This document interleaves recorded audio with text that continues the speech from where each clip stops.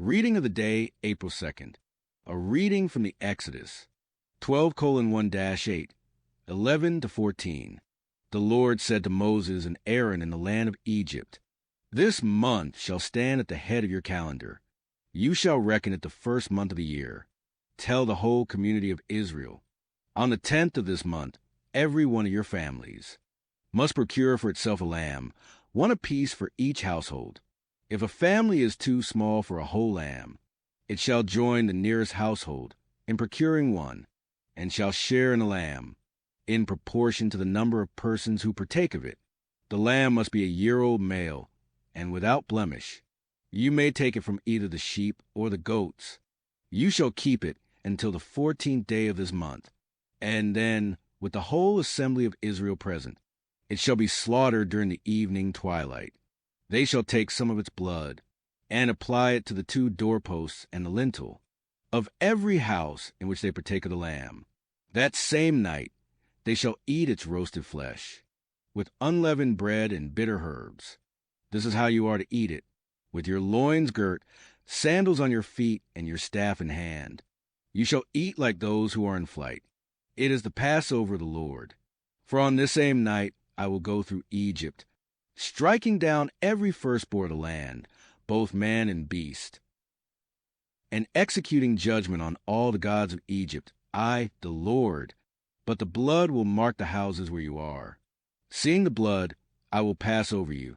Thus, when I strike the land of Egypt, no destructive blow will come upon you.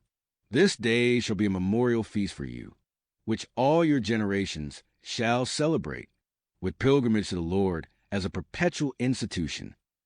A reading from the letter of St. Paul to the Corinthians, 11:23-26. Brothers and sisters, I received from the Lord what I also handed on to you, that the Lord Jesus, on the night he was handed over, took bread, and after he had given thanks, broke it and said, "This is my body that is for you. Do this in remembrance of me." In the same way also the cup after supper, saying, "This cup is a new covenant in my blood.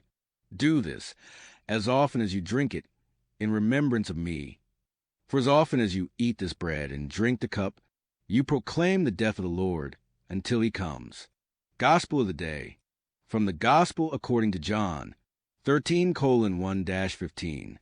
Before the feast of Passover, Jesus knew that his hour had come to pass from this world to the Father. He loved his own in the world, and he loved them to the end. The devil had already induced Judas, son of Simon the Iscariot, to hand him over. So, during supper, fully aware that the Father had put everything into his power, and that he had come from God and was returning to God, he rose from supper and took off his outer garments. He took a towel and tied it around his waist. Then he poured water into a basin and began to wash the disciples' feet and dry them with the towel around his waist. He came to Simon Peter, who said to him, "Master, are you going to wash my feet?" Jesus answered and said to him, "What I am doing you do not understand now, but you will understand later." Peter said to him, "You will never wash my feet." Jesus answered him, "Unless I wash you, you will have no inheritance with me." Simon Peter said to him, "Master, then not only my feet, but my hands and head as well." Jesus said to him, "Whoever is bathed has no need except to have his feet washed, for he is clean all over.